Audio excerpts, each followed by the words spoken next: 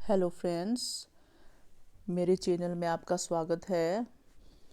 आज मैं आपके सामने एक नया टॉपिक लेके उपस्थित हुई हूँ जिसका शीर्षक है अमल, क्षार, अभिक्रिया, जिसे हम उदासीनीकरण अभिक्रिया भी कहते हैं।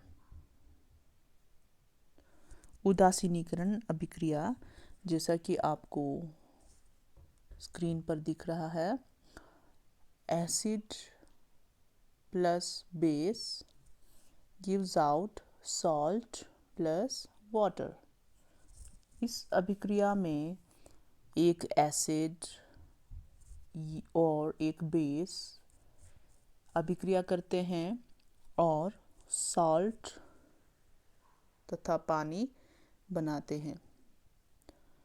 इस अभिक्रिया में लवण तथा पानी बनता है।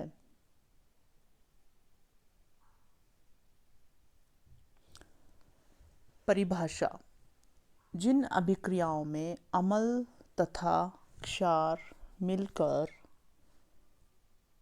लवण तथा जल बनाते हैं उसे उदासीनीकरण अभिक्रिया कहते हैं। अम्ल तथा जल तथा क्षार मिलकर लवण तथा जल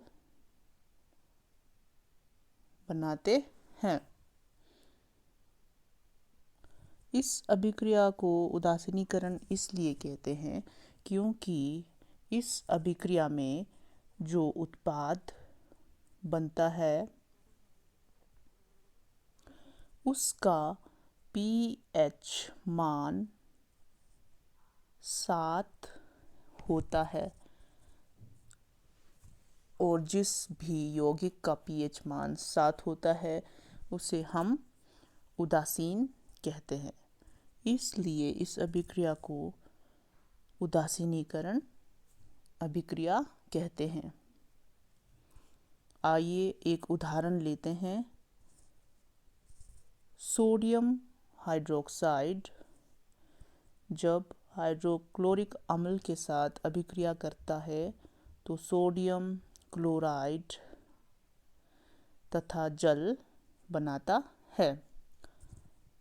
और इसके समीकरण को यदि देखें तो NaOH plus HCl gives out NaCl plus water।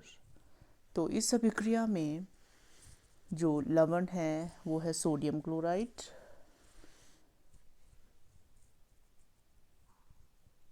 आइए अब देखते हैं कि किस प्रकार HCl और NaOH अभिक्रिया करते हैं और NaCl बनाते हैं। देखिए, इस एसिड को हमने जार में रखा हुआ है और जब एसिड विलयन के रूप में होता है तो आयनीकृत हो जाता है। आयनीकृत होने के पश्चात यह हाइड्रोजन आयन तथा क्लोराइड आयन में टूट जाता है। इसी प्रकार जो बेस है या जो क्षार है उसमें सोडियम आयन तथा हाइड्रोक्सिल आयन होते हैं। सोडियम आयन धनायन होता है और हाइड्रोक्सिल आयन ऋणायन होता है। तो इस अभिक्रिया में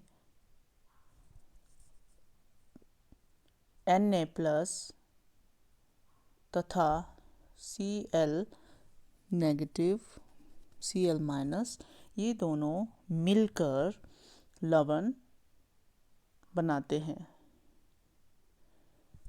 और जिसे हम साल्ट भी कहते हैं।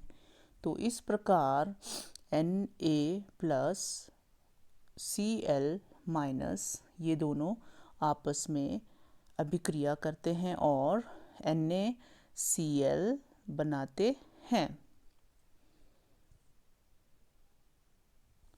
तो दोस्तों, इस प्रकार हम देखते हैं कि जब एक एसिड एक बेस अभिक्रिया करते हैं तो लवण बनाते हैं।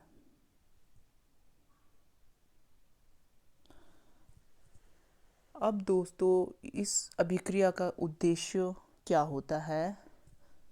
अम्ल द्वारा क्षारक का प्रभाव तथा क्षारक द्वारा अम्ल का प्रभाव समाप्त करना। इस अभिक्रिया में अम्लीय विलयन में यदि हम क्षारक को मिलाते हैं तो उसकी अम्लता को समाप्त करके क्षारक उसे उदासीन बना देता है और परिणाम स्वरूप जो उत्पाद हमारे पास आता है वो होता है लवण, जो कि उदासीन होता है और जिसका pH मान 7 के बराबर होता है। अम्ल तथा क्षार अभिक्रिया में विलयन का pH 7 हो जाता है, अंत में विलयन उदासीन हो जाता है। यही इस अभिक्रिया का उद्देश्य है। आइए अब देखते हैं कि इस अभिक्रिया के क्या अनुप्रयोग हैं। रासायनिक अनुमापन या केमिकल टाइट्रेशन, ये हमारे प्रयोगशालाओं में काम आता है। उसके पश्चात यदि पेट में अति अम्लता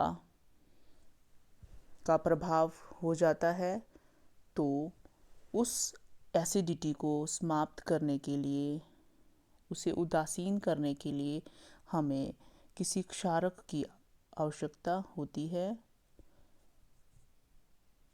यदि कोई जहरीला कीड़ा काटता है, कभी कोई चींटी काटती है या कोई मधुमक्खी आपको डंक लगा देती है, तो डंक के दर्द को समाप्त करने के लिए उदासीनीकरण अभिक्रिया काम आती है, क्योंकि जो चींटी का डंक है उसमें एक अम्ल होता है और उस अम्ल को हम फॉर्मिक अम्ल कहते हैं। और इस अम्ल के दर्द से होने वाले दर्द को समाप्त करने के लिए हमें वहाँ पर किसी क्षारक विलयन का उपयोग करना पड़ता है। तो इस प्रकार इस अभिक्रिया के 3 तरह के अनुप्रयोग हैं।